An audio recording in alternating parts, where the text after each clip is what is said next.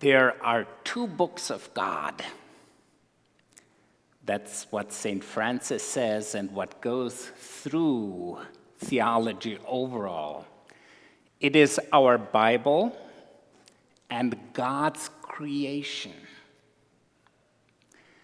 And Jesus uses so often in his parables images, experiences from creation to illustrate and to make a point of what is God's kingdom about? How does it grow in us, around us? So you hear about the mustard seed, you hear about the yeast, you see the fig tree, and you look at the birds and the lilies, and we hear about the farmer.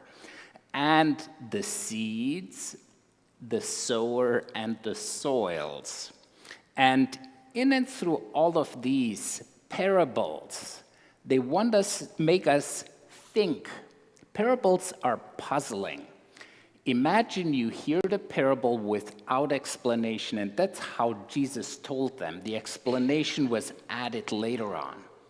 So you hear the parable, it makes you think, you take it home and you share around the dinner table and think of, what was this about? Am I the sower? Am I the seed? Am I the soil? Who am I in this parable, and what does Jesus want to say about the kingdom of God? So, like in today's parable, let's imagine each one of us, would be the sower. And it would be almost like we do the work of the kingdom. We love, we care, we show compassion, we do the right thing, we try to protect others. We're in it for the right reasons. But then we also know we will not see everything grow. It won't all come to fruition, and whatever we do, some of it will not reach its goal. It's like someone in advertising said, right from the beginning, when we invest in all the ads, I know 50% of it is wasted. The problem is just, I don't know which 50%. So I think a little bit of that, it is with each and every one of us participating and doing God's work with our hands, with our minds, our souls, and our spirits.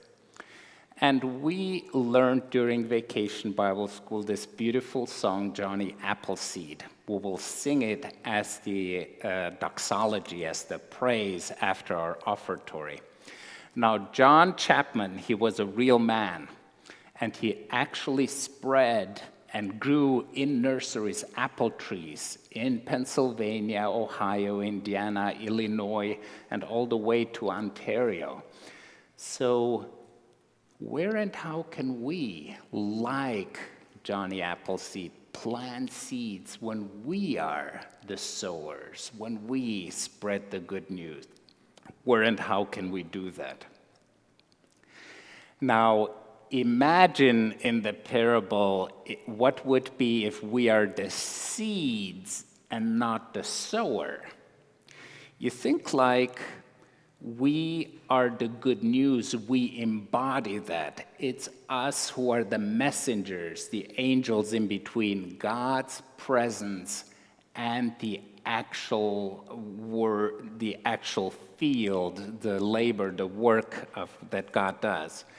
And what do we encounter?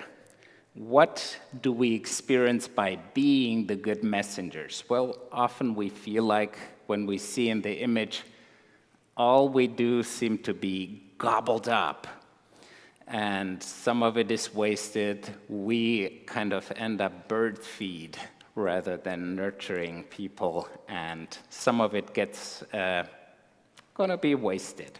But God needs food for the birds too.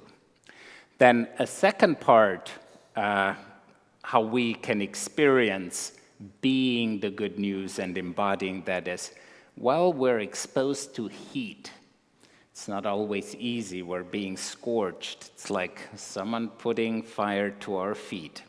And we experience adversity. It's not easy to stand up, be that only person to advocate for something that really matters, that would make a difference. So sometimes when we speak the truth in love and truth to powerful people, there is opposition and it won't always be welcome. And what about the seeds that sprout and grow among the weeds? I think there are sometimes toxic environments, sometimes when we just move ourselves back rather than being choked and suffocated in environments. And like Jesus also says, there are situations where you just shake off the dust from your sandals, from your shoes, and move on to more fertile ground. And then, what about if we are the soils? And that is actually the invitation that I see in the explanation of this parable. What kind of soil are you? What kind of soil am I? Am I hardened? Do I have a hard heart? Like this, like the path, like the road? Am I living more on the surface? Have I been hurt that I have a hard shell and protective and keeping good news, keeping good seed out? What keeps me from being all receptive, all open to let God's love, hope, and peace be planted in my heart? Let's say, look at the rocks. The rocks is like, yay, good news, I'm all excited. And it's all positive, but then it's like monkey mind comes over. It's like, look, the squirrel there, here and there, so it's not lasting. It's not there to stay. It's more like staying on the surface and not letting the good news, love, hope, peace, and joy take root on a deeper level. Then what if I'm in my heart, in my life, if there are weeds? What are those weeds? Well, the explanation said there are worries and there are possessions. And yes, I'm still looking for that one person who never worries. Do we have anyone here? Anyone here? Same here. And don't we often live in that challenge, in that tension of, on one hand, there is good news, my friends. There is hope, there is peace, there is love, there are blessings, life is precious and a gift. And on the other hand, we're kind of fretting and angst and trying to make it work for ourselves. So the question here is, are we faithful when the going gets tough, when the going gets rough, when we face adversity? And then there is the fertile soil, the land. And in our garden, we have a garden in the backyard at ours. And I prepared it well. I gave it a lot of compost this year. And we are going to have a bumper crop of cucumbers and tomatoes. The peppers didn't make it. The bunnies came and got them all. The Isaiah passage says, God is up to something, and it uses again an image of creation as the rain falls on the fields in the garden. And you all know we have seen parched soil, parched ground. Nothing grows without the rain and the sunshine. As the rain comes and provides what the seeds need to grow, so does God's love come. No act of kindness, no care, no compassion, no love that is expressed, however small, will be wasted. When you think of yourself and your lives, what gets in the way of growing in faith? What is stifling it? What holds you up? What do you worry about? What are the distractions? And where and how did you experience in your life